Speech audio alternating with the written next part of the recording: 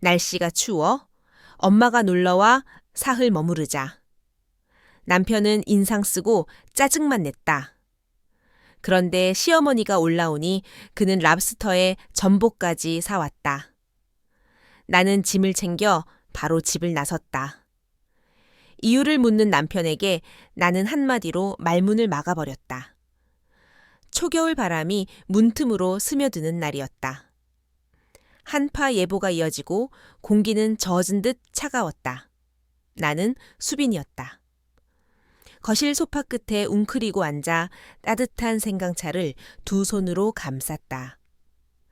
우리 부부가 사는 신축 아파트는 난방이 빵빵했고 공기도 건조기가 돌아가는 소리만 남아 고요했다. 그런데 이상하게도 몸속 깊은 곳엔 냉기가 그대로 박혀 있었다. 그 냉기가 어머니를 떠올리게 했다. 관악구의 오래된 연립주택. 창틀은 삐걱였고 바람이 불면 늘 기침 소리가 났다. 아버지는 일찍 세상을 떠났고 어머니 순자는 혼자서 나를 키웠다. 내가 준호와 결혼하던 날 가장 크게 웃던 사람도 어머니였다. 나는 전화를 걸었다. 신호가 한참 가고서야 걸걸한 목소리가 들렸다. 엄마 나야, 수빈. 뭐 하고 있어? 하는 일 있니? 어머니는 조금 떨리는 소리로 말했다. 별일 하나. 옆집 아이 목도리나 마저 떠야지. 바람이 매섭다. 몸이 으슬으슬하다. 그 말에 가슴이 철렁 내려앉았다.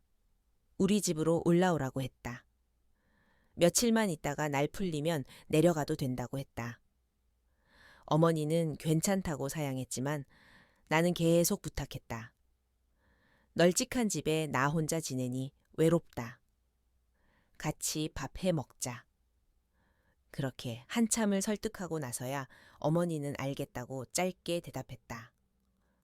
나는 냉장고를 비우고 장을 봤다. 어머니가 좋아하는 멸치 국물, 손칼국수와 달걀말이, 두부조림. 방 하나를 손보고 새 이불을 꺼냈다. 어머니가 오면 집이 더 따뜻해질 거라고 혼자 중걸거렸다. 저녁 무렵 승용차로 모시러 갔다. 어머니는 오래된 천가방 하나만 들고 나를 기다리고 있었다. 대학 시절 어머니가 직접 박음질하던 그 가방이었다.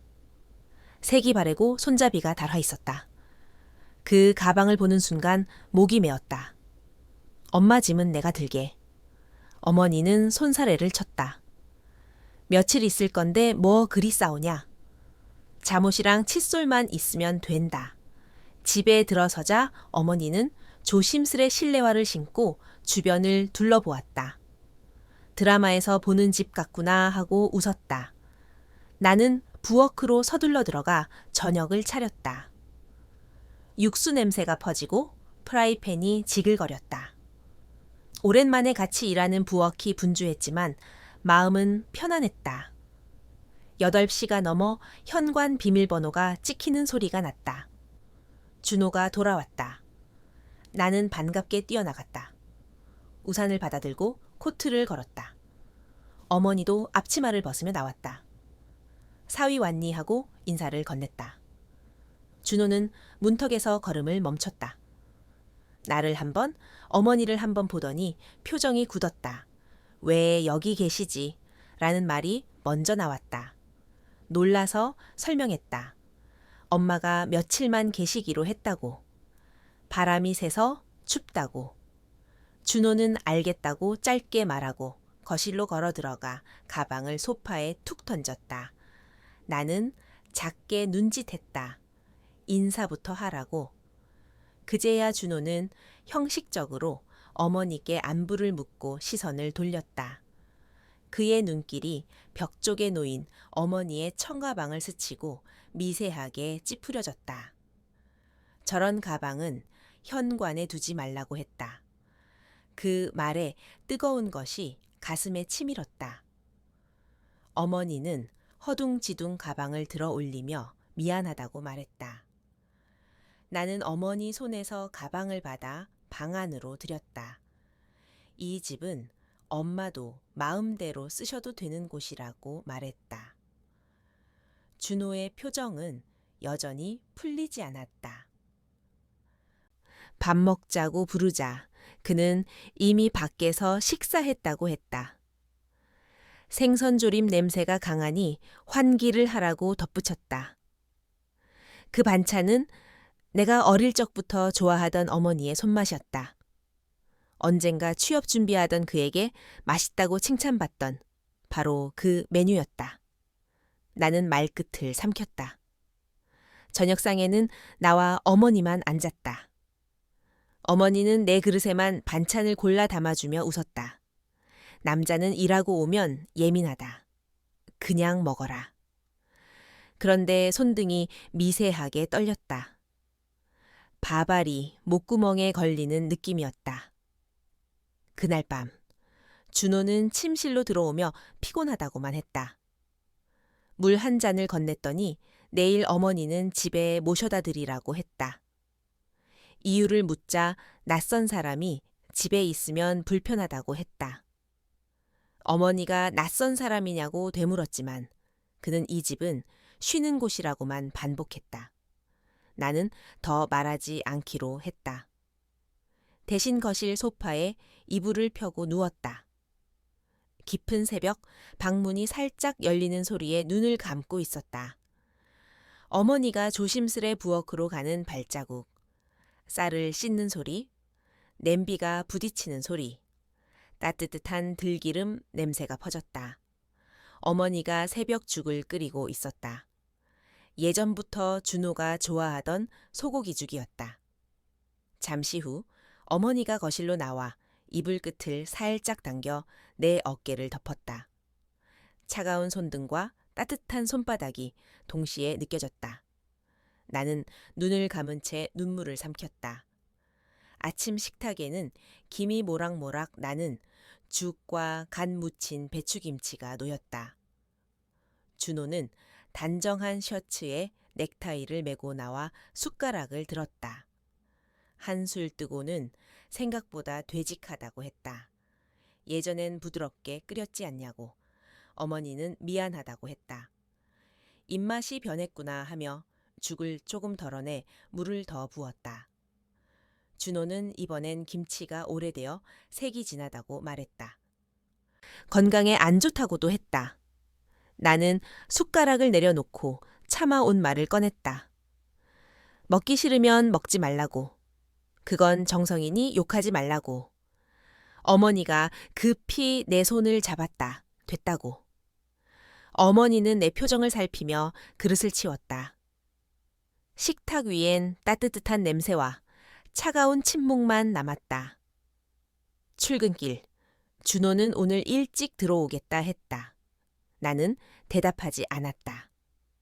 문이 닫히고 현관에 정막이 내려앉자 어머니는 베란다 앞 의자에 앉았다.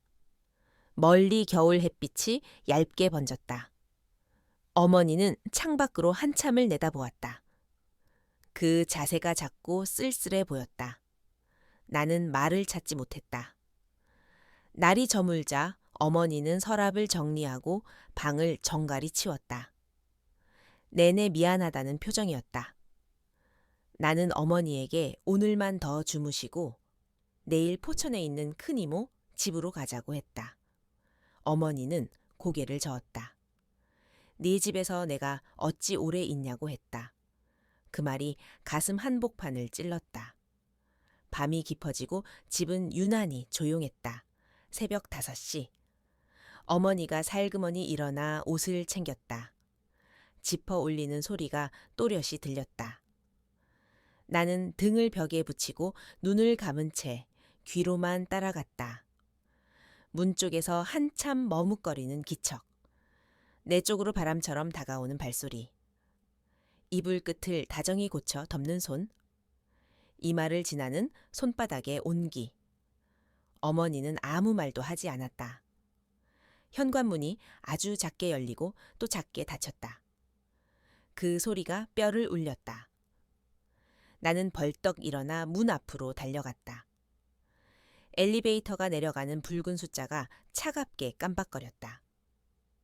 휴대전화를 붙잡고 전화를 걸었다. 연결되지 않는 통화음만 길게 울렸다. 베란다 유리 너머로 여명이 번졌다. 나는 현관에 서서 한참을 서 있었다. 발밑에서 냉기가 올라왔다. 침실로 들어가 준호를 깨웠다. 어머니가 가셨다고 말했다. 그는 눈꺼풀만 들어 올리고 다시 감았다. 가셨으면 된 거라고 중얼거렸다. 그 말이 나를 깨우는 마지막 신호였다. 나는 아무 대답도 하지 않았다. 해가 떠오르자마자 나는 코트를 걸치고 집을 나섰다. 겨울 공기가 얼굴을 베었다. 버스를 타고 어머니의 연립주택으로 갔다. 철문은 굳게 잠겨 있었다. 예비 열쇠로 문을 열고 들어가니 방 안은 비어 있었고 찻잔에 남은 물이 아직 미지근했다. 어머니는 집으로 가지 않았다. 가슴이 덜컥 내려앉았다. 나는 이모에게 전화를 걸고 친척들에게 연락했다. 한참 만에 소식이 닿았다. 어머니가 시골 외가로 내려가고 싶다고 말했다고 했다. 당분간 연락하지 말라고 했다는 말도 전해졌다. 그제야 다리가 풀렸다. 안도와 죄책감이 동시에 밀려왔다. 나는 다시 집으로 돌아와 소파에 앉았다. 계속 울리는 휴대전화에 알림을 꺼두었다. 부엌에는 어머니가 새벽에 끓인 죽 냄새가 여전히 남아 있었다. 나는 냄비를 열어 한 숟갈 떠먹었다. 뜨거운 맛이 혀를 데웠다. 그 따뜻함이 뼈 속의 냉기를 건드리며 천천히 사라지는 것만 같았다. 저녁 무렵 준호가 돌아왔다. 그는 오늘 회식 메뉴가 너무 짰다고 했다. 나는 대꾸하지 않았다. 잠시 후 그가 말했다. 다음 주에 어머니가 올라오신다고. 설 전에 일주일 정도 계시다 가실 거라고. 얼굴엔 오랜만에 본 밝은 기색이 돌았다. 반가운 소식이라고 했다. 나는 천천히 고개를 들었다. 말없이 웃었다. 그 웃음은 얼음처럼 얇고 차가웠다. 준호는 바로 휴대전화를 꺼내 메모장을 열었다.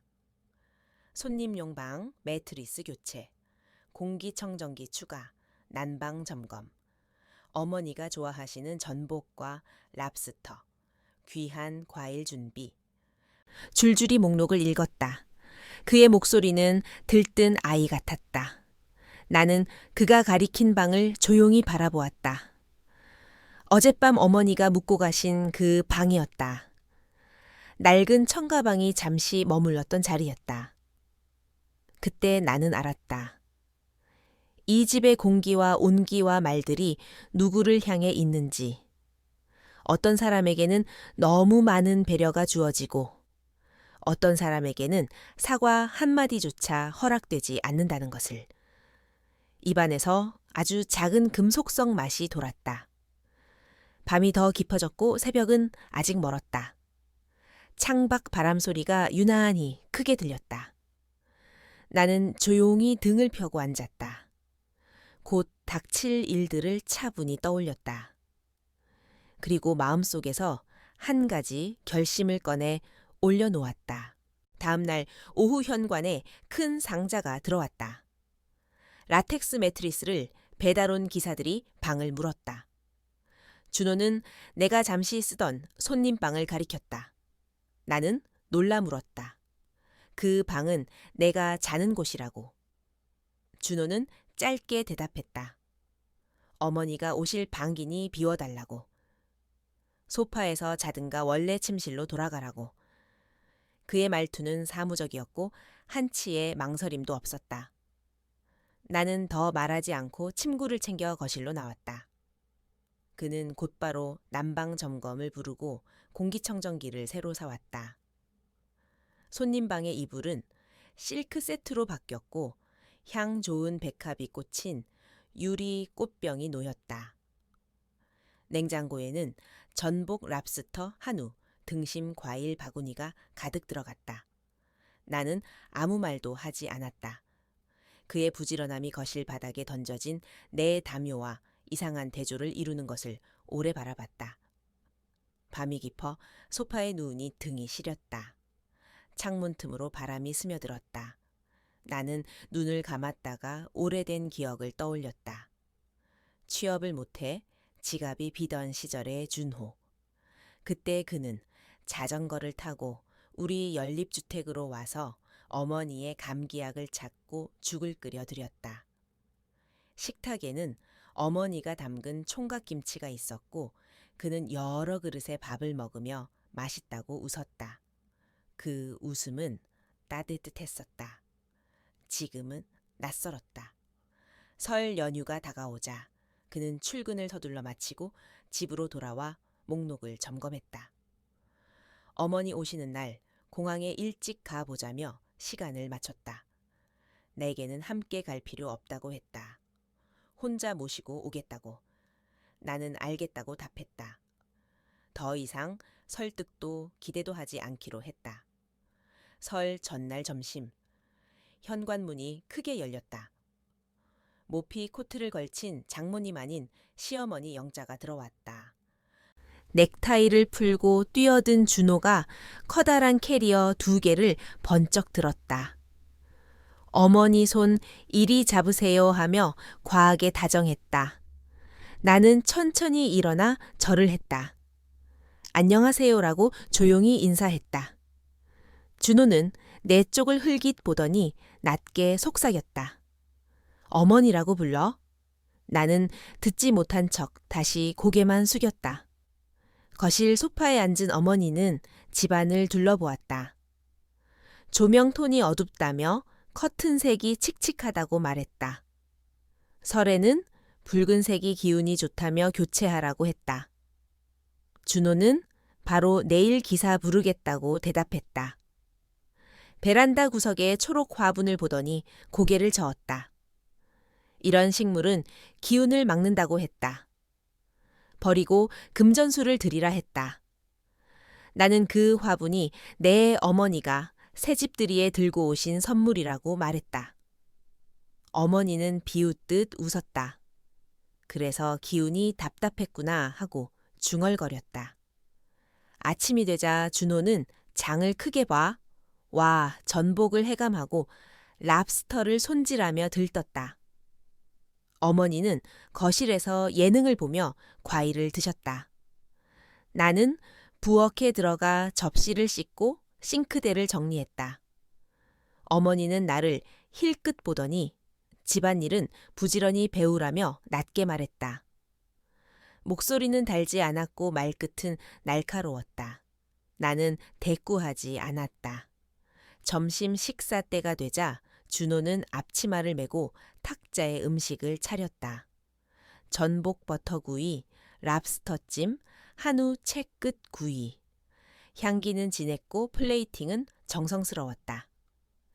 어머니는 연신 맛있다며 칭찬했다.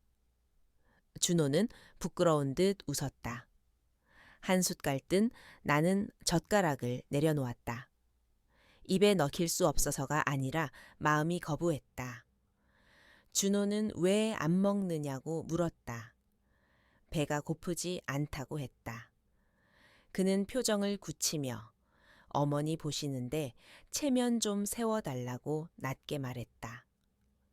저녁 무렵 어머니는 손님방을 둘러보더니 매트리스가 마음에 든다며 누워보았다. 향도 좋고 따뜻하다고 했다. 준호는 뿌듯한 얼굴로 이불을 다듬었다. 나는 거실 소파에 올려둔 내 베개를 보았다. 그 위에 햇빛이 얕게 내려앉았다. 다음 날 아침, 커튼 기사와 청소업체가 차례로 오갔다. 초록 화분은 까만 비닐에 담겨 현관 밖으로 옮겨졌다. 나는 한동안 말이 나오지 않았다. 손잡이를 잡고 따라 나가고 싶었지만 멈췄다. 돌아서 부엌으로 들어가 싱크대 아래 서랍을 정리했다. 칼과 도마가 부딪히는 소리가 유난히 커 보였다. 어머니는 부엌으로 들어와 커피는 위장에 안 좋다며 차를 끓이라고 했다. 나는 물을 올리고 잔을 꺼냈다. 어머니는 설에는 며느리가 전을 부치고 나무를 묻혀야 한다고 말했다. 집안 제사법을 조목조목 설명했다. 나는 조용히 들었다. 이번 설은 아직 명절상 차릴 계획이 없다고 말하자 어머니는 목을 가다듬었다. 기본도 모른다며 혀를 찼다. 점심이 가까워질 때 준호가 장바구니를 또 들고 들어왔다. 전복을 더 샀다며 웃었다. 어머니는 잘했다며 박수를 쳤다. 나는 조용히 냉장고 한쪽 칸에 남아있던 두부와 달걀을 꺼내 별도로 식사를 준비했다. 준호는 내 앞을 스쳐 지나가며 낮게 말했다. 오늘만큼은 분위기 맞춰달라고. 나는 짧게 알겠다고 했다. 오후가 되자 어머니는 갑자기 거실을 둘러보며 말했다. 소파가 너무 단단하다. 허리가 아프다. 준호는 바로 메모장에 소파 교체를 적었다. 나는 입술을 깨물었다. 그 소파에서 며칠째 자는 사람이 누군지 그 누구도 묻지 않았다.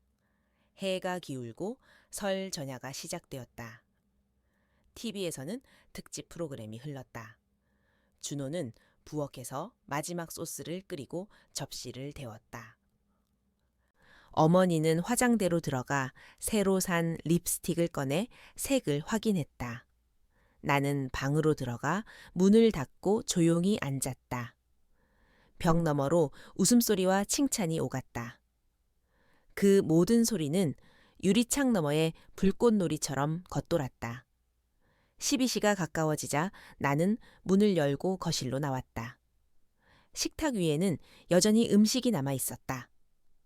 와인잔이 반쯤 비어 있었고 초가 흔들렸다.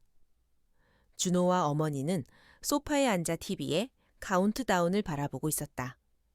내가 나오는 것을 보고 둘 다 내 표정을 살폈다. 나는 식탁 옆에 서서 천천히 말했다. 정말 편안하시죠? 이 집은 두 분에게 편안한 곳이네요. 준호의 얼굴이 굳었다. 어머니는 눈썹을 치켜 세웠다. 나는 목소리를 낮추지도 높이지도 않고 덧붙였다. 어떤 어머니는 새벽 5시에 혼자 버스 정류장으로 걸어가는 집이고 어떤 어머니는 공항부터 꽃길로 모시는 집. 이 집의 기준은 분명하네요. 공기가 얼어붙었다. 준호는 자리에서 벌떡 일어나 내 쪽으로 다가왔다. 그만하자고 했다. 어머니 표정 좀 보라고 했다. 나는 한 발짝도 물러서지 않았다. 당신이 했던 말을 그대로 돌려줄 뿐이라고 말했다. 낯선 사람은 집에 있으면 불편하다고 했지. 냄새가 강하다고도 했지. 가셨다면 된 거라고 했지. 내 어머니에게. 어머니는 놀란 눈으로 준호를 보았다. 정말 그런 말을 했느냐고 물었다. 준호는 대답하지 못했다. 침묵이 길어졌다. 나는 더 말하지 않았다. 방으로 돌아가 캐리어를 꺼냈다. 옷과 서류를 차분히 담았다. 내 돈으로 산 것만 골라 가방에 넣었다. 남기고 떠날 것들을 구분하니 마음이 오히려 가벼웠다. 거실로 나오자 준호가 길을 막았다. 지금 이 시간에 어딜 가냐고 했다. 나는 조용히 말했다. 공기가 통하는 곳으로. 준호는 내 팔을 잡으려 들었다. 손목이 차가웠다. 놓아달라고 했다. 그는 더 낮은 목소리로 말했다. 설날이다. 이웃들이 본다. 체면이 있지 않느냐. 나는 눈을 들어 그를 보았다. 당신에게 중요한 것이 무엇인지 이제 더는 묻지 않겠다. 현관문을 열었다. 복도에 겨울 냄새가 스며 있었다. 뒤에서 준호의 다급한 발소리가 따라왔다. 그는 내 캐리어 손잡이를 붙잡고 떨리는 목소리로 애원했다. 가지 말자. 다시 시작하자. 어머니도 설득하겠다. 무릎을 꿇을 수도 있다고 했다. 나는 걸음을 멈췄다. 그에게 천천히 말했다. 무릎은 내 어머니 앞에서 꿇는 법을 배워야 한다. 그 말을 남기고 엘리베이터 버튼을 눌렀다. 문이 닫히는 사이로 집 안의 불빛과 식탁의 잔상이 멀어졌다. 아래층 로비에 내려오니 공기가 달랐다. 차가웠지만 숨이 쉬어졌다. 근처의 작은 호텔로 걸었다. 접수 카운터의 젊은 직원은 내 캐리어를 보았지만 묻지 않았다. 객실 문을 닫고 샤워를 했다. 오랜만에 온몸에 열이 균일해지는 느낌. 침대에 누워 눈을 감자 바로 잠이 들었다. 설날 아침 햇빛이 커튼을 통과해 방 안으로 들어왔다. 나는 휴대전화를 켰다. 부재중 전화와 메시지가 수십 개였다. 모두 준호였다. 나는 그 숫자를 한 번에 지운 뒤 어머니에게 문자 한 통을 보냈다. 엄마 미안해요. 나 집을 나왔고 곧 찾아갈게요. 오늘은 먼저 나부터 세우고 내일 엄마에게 갈게요. 나는 카페로 가 노트북을 열고 단기 임대 공고를 찾았다. 명절이라 선택지가 적었지만 창이 큰 오피스텔 한 곳을 찾았다. 곧장 연락해 오후에 계약했다. 작은 방 하나와 거실이 붙어 있는 구조. 해가 잘 들고 바닥이 따뜻했다. 그곳에 캐리어를 놓는 순간 이상하게도 긴장이 풀렸다. 비어있는 공간이 내 편이 되어주는 느낌이었다. 이튿날 아침 나는 가볍게 숨을 고르고 오래된 연립주택으로 향했다. 초인종을 누르자 안에서 발걸음 소리가 났다. 문이 열리고 어머니가 서 있었다. 며칠 사이 더 마른 얼굴. 우리는 말없이 서로를 바라보다가 동시에 울음을 터뜨렸다. 나는 무릎을 꿇고 머리를 그의 무릎에 묻었다. 엄마 미안해. 나는 이제 돌아가지 않을게. 어머니는 한참 만에 내 등을 두드리며 말했다. 잘했다. 늦지 않았다. 이제 네가 숨을 쉬면 된다. 나는 그 말에 고개를 끄덕였다. 그 순간 창밖 바람이 살짝 흔들리더니 햇살이 안으로 한 줄기 더 길게 들어왔다. 겨울은 여전했지만 마음속에 아주 작은 봄 기운이 스며드는 것을 느꼈다. 이제 해야 할 일들이 또렷해졌다. 일을 다시 구하고 법적 절차를 밟고 무엇보다 나와 어머니가 편히 쉴 집을 지키는 일. 나는 한 잔의 따뜻한 보리차를 마시며 그 목록을 마음속에 차분히 적어 내려갔다. 설 연휴가 끝나갈 무렵 나는 오피스텔에 얇은 커튼을 열고 아침빛을 들였다. 전날 밤 늦게까지 이력서를 손봤고 변호사에게 보낼 서류를 정리했다. 거실 바닥은 아직 비어 있었지만 그 비어 있음이 오히려 마음을 단단하게 했다. 커피를 한 모금 마신 뒤 나는 변호사와 만나기로 한 카페로 향했다. 비 변호사는 차분한 사람이었다.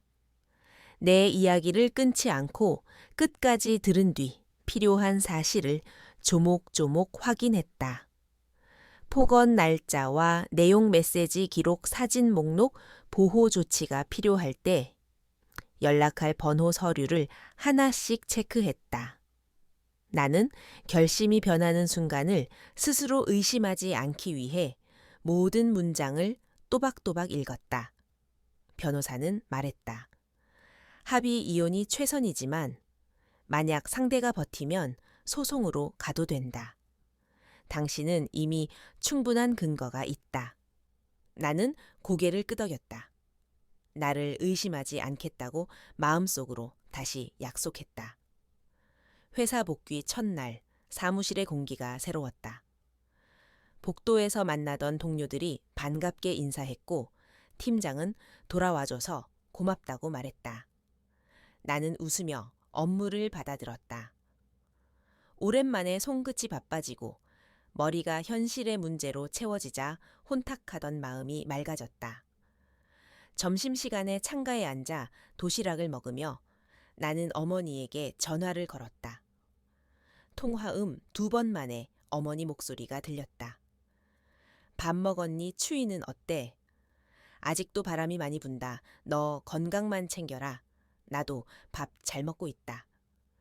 아주 평범한 문장들이 눈물처럼 따뜻했다. 퇴근길 지하주차장으로 내려갔을 때 차 옆 그림자가 움직였다. 돌아보니 준호였다. 며칠 새 더 수척해진 얼굴로 내 이름을 낮게 불렀다. 나는 뒤로 한 걸음 물러섰다. 그가 손을 들며 말했다. 위협할 뜻은 없고 그냥 이야기만 하자고. 나는 짧게 답했다. 변호사를 통하면 된다. 그는 고개를 저으며 마지막 기회라고 말했다. 결혼을 지키고 싶다. 어머니는 이미 내려가셨다. 집도 정리했다. 나도 달라지겠다. 목소리는 다급했고 눈가가 붉었다. 나는 한참을 바라보다 조용히 물었다. 내 어머니에게 한 말은 기억하느냐? 차가운 바닥에서 새벽을 보낸 사람을 낯선 사람이라고 부른 그 말은. 그는 말문이 막혔다. 미안하다고 했다. 그 말이 너무 늦었다고 나는 답했다.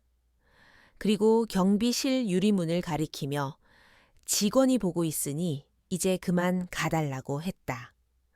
그는 더 부탁하려 했지만 경비대원이 다가오자 멈칫했고 끝내 고개를 숙인 채 물러섰다. 그날 밤 그는 다른 번호로 계속 전화를 걸어왔다. 초반엔 사과와 회유가 이어졌고 곧 원망과 협박으로 바뀌었다. 네가 이혼을 들고 나와도 나는 도장 찍지 않겠다. 회사 사람들에게 소문내겠다. 너도 상처받을 거다. 나는 모든 메시지를 저장하고 알림을 껐다. 비 변호사에게 기록을 보냈다. 변호사는 답장을 보냈다. 잘했다. 감정적으로 응대하지 말고 모든 접촉을 보관하라. 필요하면 접근 금지 신청을 하자. 나는 안내문을 천천히 읽고 복도 끝 창문을 열었다. 찬 공기가 들어와 방 안을 한 바퀴 돌았다. 나는 스위치를 내려 조용히 불을 끄고 오래 숨을 골랐다. 다음 날 저녁 퇴근 무렵 로비에서 그가 또 기다리고 있었다. 이번엔 사람들 눈을 의식한 듯 멀찍이 서서 손을 흔들었다. 나는 경비에게 먼저 알려두고 가까이 가지 않았다. 그는 말을 빨리 이어갔다. 어머니가 너에게 상처 준 건 맞다.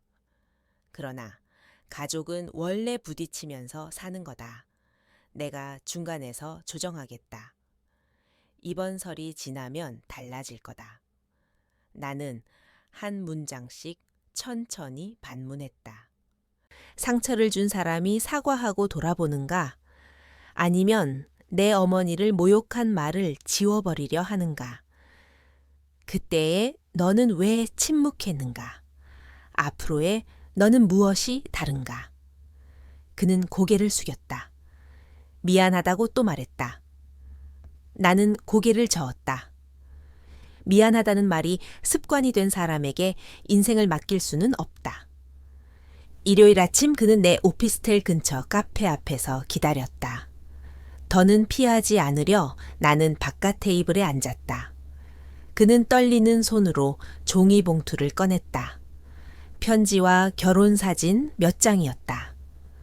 사진 속에 우리는 젊고 환했지만 그 웃음은 지금의 나를 설득하지 못했다. 그는 봉투를 밀어두며 말했다. 이걸 보고 생각을 바꿔달라. 나는 사진을 봉투에 다시 넣고 그에게 돌려주었다. 추억은 책임을 대신하지 못한다고 말했다. 그리고 휴대전화를 열어 비 변호사가 보낸 합의서 초안을 보여주었다. 서로의 재산을 주장하지 않고 폭력과 모욕의 반복을 근거로 혼인 파탄을 확인한다는 문장이 선명했다. 그는 얼굴이 하얗게 질리더니 벌떡 일어났다. 이건 내 인생을 망치자는 거냐며 목소리를 높였다. 나는 뒤로 기대앉아 조용히 말했다. 내 인생을 망친 건 나도 어머니도 아니다. 네가 선택한 말과 행동이다. 며칠 뒤 그는 다시 연락을 끊지 못했다. 퇴근길 골목 모퉁이에서 차를 대고 기다리거나 주차장 입구에서 창문을 내리곤 울먹였다. 나는 경비와 관리사무소에 사전 신고를 해두었고 회사에도 내 사정을 알렸다. 팀장은 차분하게 말했다. 출퇴근 시간을 조정해도 좋다. 혹시라도 사무실로 찾아오면 바로 이야기하라. 회사가 함께 대응하겠다. 나는 감사하다고 인사하며 마음속으로 작은 빚을 갚을 날을 떠올렸다. 다른 사람의 신뢰는 어떤 위로보다 깊었다. 결정적인 순간은 그가 내 오피스텔 지하에서 앞을 가로막았을 때 찾아왔다. 그는 내 발치에 떨어질 듯 몸을 구부리며 끝까지 붙잡겠다고 했다. 나는 한 번은 숨을 크게 들이마신 뒤 또박또박 말했다. 오늘 여기서 마지막으로 묻겠다. 나와 내 어머니에게 했던 비난을 인정하느냐? 그 말을 취소하고 내 어머니에게 직접 사과할 의지가 있느냐? 앞으로 가족이라는 말을 핑계로 내 선택을 흔들지 않겠다는 약속을 서류로 남기겠느냐? 그는 아무 말도 하지 못했다. 눈동자가 흔들리고 입술만 떨렸다. 나는 그 침묵을 대답으로 받아들였다. 그날 밤 나는 비 변호사에게 소송으로 가자고 문자를 보냈다. 변호사는 바로 전화했다. 힘들겠지만 잘 결정했다. 증거는 충분하다. 서류를 접수하고 임시 보호 명령도 함께 신청하자. 다음 날 우리는 법원 민원실에서 서류를 접수했다. 창구 직원이 접수 도장을 찍는 소리가 유난히 크게 들렸다. 하얀 벽과 회색 바닥 사이로 내 그림자가 단단히 서 있는 듯했다. 밖으로 나오자 겨울 햇빛이 건물 벽을 타고 흘렀다. 나는 그 빛을 한동안 가만히 올려다보았다. 저녁에는 어머니 집으로 갔다. 장판에 놓인 작은 전기 장판이 은근히 따뜻했다. 어머니는 묵묵히 국을 데웠고 나는 그 옆에서 팔을 송송 썰었다. 식탁에 마주 앉자 어머니가 조용히 물었다. 겁은 안 나니? 나는 고개를 끄덕였다. 겁이 난다. 그러나 숨 막히는 방으로 다시 돌아갈 생각은 더 두렵다. 어머니는 웃었다. 그럼 된 거다. 사람은 누구나 두렵다. 그러나 네가 두려움보다 스스로를 더 사랑하면 길이 보인다. 우리는 국을 나눠 먹었다. 김이 오르는 그릇 사이로 작은 평안이 스며들었다. 일주일쯤 지났을 때 준호가 마지막으로 보냈다는 긴 메시지가 도착했다. 그는 모든 것을 잃게 생겼다며 도장을 찍지 않겠다고 했다. 메시지 끝에는 내 어머니에게도 미안하다는 문장이 있었지만 어디까지나 나를 돌려쓰기 위한 문맥 속 구절로 보였다. 나는 답하지 않았다. 메시지를 변호사에게 전달하고 휴대전화의 배터리를 뺐다. 창문을 열자 바람이 커튼을 살짝 밀었다. 먼지 몇 알이 햇빛 속에서 천천히 떠올랐다. 나는 그 움직임을 한참 바라보다가 마음속으로 말했다. 여기가 출발점이다. 흔들려도 돌아가지 않는다. 주말 오후 나는 새집의 작은 살림을 채우기 위해 동네 마트를 돌았다. 세제 수건 냄비 1개, 접시 2장, 그리고 초록 잎이 건강한 화분 하나. 계산대 앞에서 잠시 망설였지만 곧 화분을 카트에 올렸다.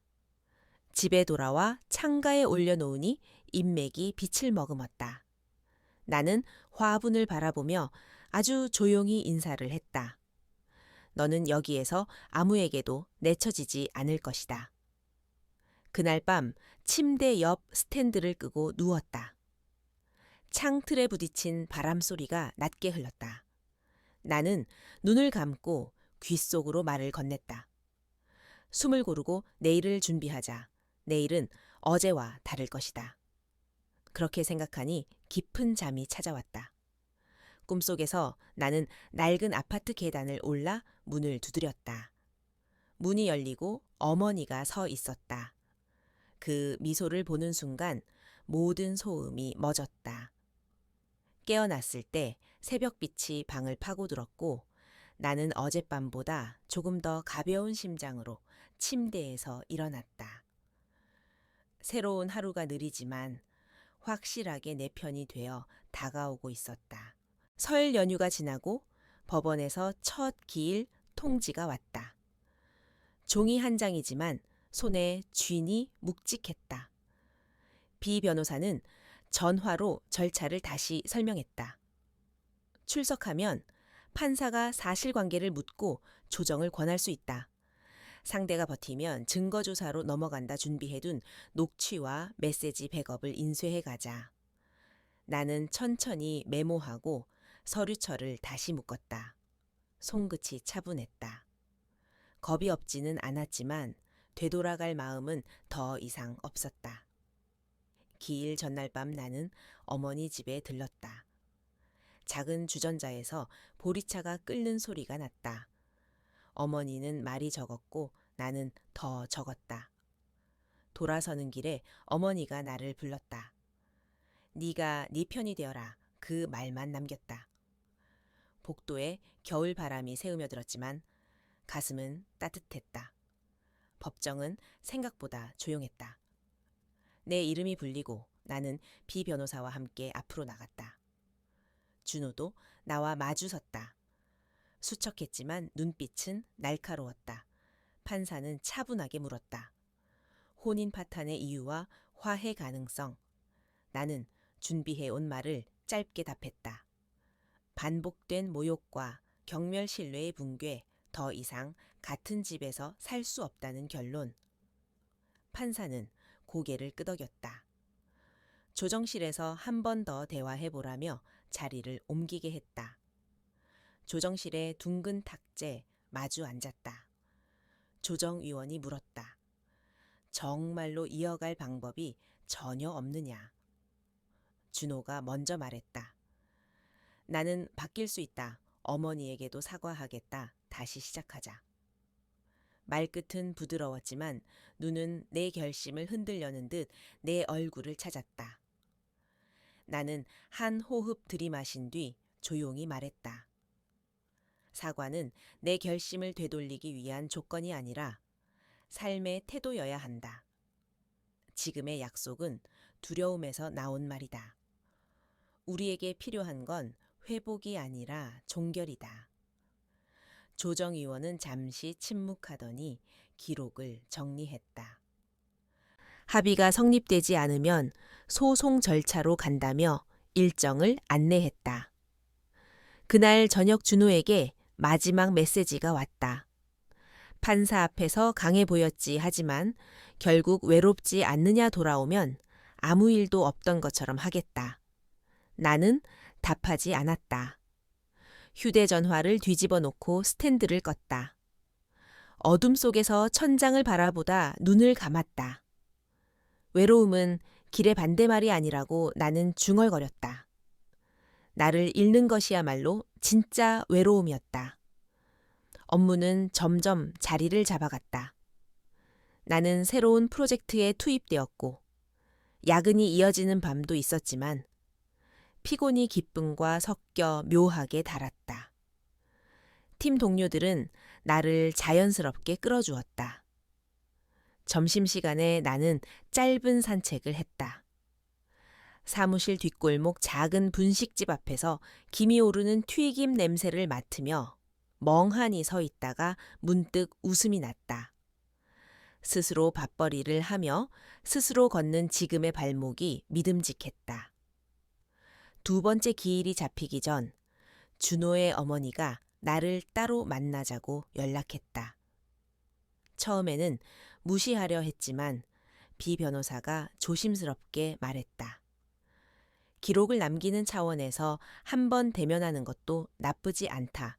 공개된 장소에서 짧게 끝내자.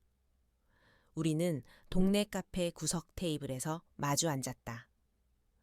그녀는 한동안 말이 없더니 낮은 목소리로 먼저 사과했다. 그날의 말과 행동이 과했다. 나도 내 체면을 지키느라 눈이 멀었다. 그러나 곧 말을 바꾸었다. 그래도 가정은 지켜야 한다며 돌아오라고 했다. 나는 고개를 저었다.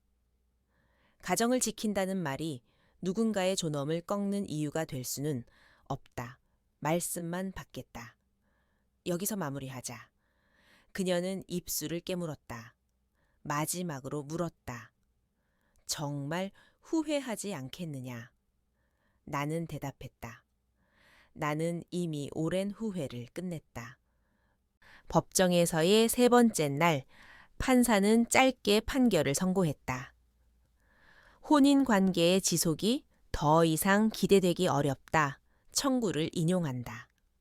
망치가 책상을 두드리는 소리가 났다. 종이 위에 찍힌 붉은 도장이 번져 보였고 시야가 잠깐 어두워졌다가 곧 맑아졌다. 나는 깊게 숨을 들이마셨다. 비 변호사가 작은 미소로 축하한다며 악수를 청했다. 복도에 나왔을 때 준호가 멀리 서 있었다. 우리 눈길이 잠깐 마주쳤고 곧 엇갈렸다. 아무 말도 필요하지 않았다. 끝이었다. 집으로 돌아오는 길에 나는 시장에 들러 미역과 두부와 무한 토막을 샀다. 새 냄비에 물을 올리고 한참을 끓였다. 국물이 보글거리자 무가 투명해졌다. 그릇 2개를 꺼냈다가 하나를 도로 넣었다. 식탁에 혼자 앉아 뜨거운 국을 떠먹었다. 눈물이 슬며시 흘렀으나 슬픔이라기보다 오래 묵은 소금이 녹아내리는 느낌이었다. 며칠 뒤 어머니가 내 집에 처음으로 와주었다. 현관에서 슬리퍼를 갈아 신으며 어머니가 주위를 천천히 둘러보았다. 해가 잘 드네. 창문이 넓어서 좋다. 이 화분은 네가 샀니? 잎이 싱싱하구나. 나는 고개를 끄덕였다. 우리는 소박하게 점심을 먹고 근처 공원을 걸었다. 벤치에 앉아 있다가 어머니가 말했다. 네가 견딘 것을 안다. 앞으로는 버티는 대신 누리면서 살아라. 나는 손을 꼭 잡고 대답했다. 그럴게. 봄이 되었다. 회사에서 맡은 프로젝트가 좋은 평가를 받았고 나는 작은 보너스를 받았다. 퇴근길 나는 슈퍼에 들러 짙은 초록 잎에 새 화분을 하나 더 샀다. 창가에 나란히 2 화분이 서 있었다. 물을 조금 주고 잎을 쓰다듬으며 속으로 인사했다. 여기는 안전하다. 누구도 너희를 함부로 대하지 못한다. 어느 저녁 비가 왔다. 나는 창문을 조금 열어 빗소리를 들었다. 조용히 앉아있자 팝콘처럼 톡톡 튀던 마음이 편안한 박자로 가라앉았다. 그때 휴대전화가 울렸다. 모르는 번호였다. 화면을 잠시 바라보다 끄고 책장을 펼쳤다. 새 삶에는 들여보낼 소리와 닫아둘 소리를 내가 고른다. 그 단순한 사실이 기적처럼 느껴졌다. 주말에는 동네 도서관을 다녔다. 문턱이 낮은 건물 안에서 사람들은 조용히 책을 읽고 아이들은 낮은 목소리로 웃었다. 나는 창가 자리에서 이력서 대신 여행 책자를 펼쳤다. 여름이 오면 어머니와 바다에 다녀오자 마음속으로 약속했다. 짠 바람이 피부를 씻고 모래가 발을 받쳐주는 곳, 어머니가 마음껏 숨을 쉬는 곳.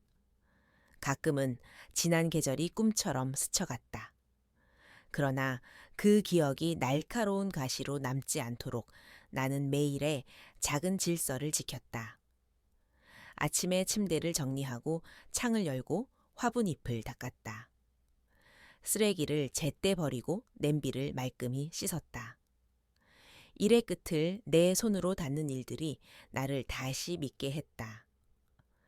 어느 날 밤 나는 오래 미뤄둔 편지를 썼다. 받는 이는 과거의 나였다. 너는 충분히 견뎠고 이제 충분히 놓았다, 잘했다. 두려움을 사랑으로 바꿨다. 다음 계절에는 더 가벼운 신발을 신어라. 그렇게 적었다. 봉투를 접어 책상 서랍에 넣었다. 여름 초입 바람이 달라졌다. 나는 어머니와 바다로 갔다. 파도가 발목을 적셨다. 모래사장에 발자국 두 줄이 길게 이어졌다. 어머니가 먼 수평선을 보며 말했다. 참 좋다 네가 웃으니 나도 숨이 쉬어진다. 나는 고개를 끄덕였다. 등 뒤에서 파도 소리가 리듬을 만들었다. 나와 어머니의 걸음이 그 리듬을 따라 천천히 나아갔다. 돌아오는 길에 나는 조수석에서 졸다깼다. 창밖으로 저녁빛이 흘렀다. 나는 마음속으로 다시 한번 다짐했다. 다시는 나를 낮추는 집으로 들어가지 않겠다. 다시는 사랑의 이름으로 모욕을 허용하지 않겠다. 내가 나의 편이 되어 매일을 선택하겠다. 가을이 오면 화분을 하나 더 드릴 생각이다. 겨울이면 창틀에 작은 전구를 달고 어머니와 따뜻한 국을 끓일 것이다. 언젠가 새로운 사람을 만날 수도 있고 혼자서도 충분히 잘 살 수도 있다. 그 모든 계획의 중심에는 하나의 원칙이 서 있다. 나와 내가 사랑하는 사람들의 존엄을 지키는 것. 밤이 깊어 창밖이 고요해지면 나는 가끔 첫날의 법정을 떠올린다. 판사의 망치 소리. 그 소리는 끝을 알렸고 동시에 시작을 열었다. 나는 지금 그 시작 위를 걷고 있다. 한 걸음씩 그러나 확실하게. 내 호흡이 내 속도로 이어지고 내 목소리가 내 방 안에 또렷이 울린다. 그 소리를 들으며 나는 눈을 감는다. 내일도 나는 나의 편으로 깨어날 것이다.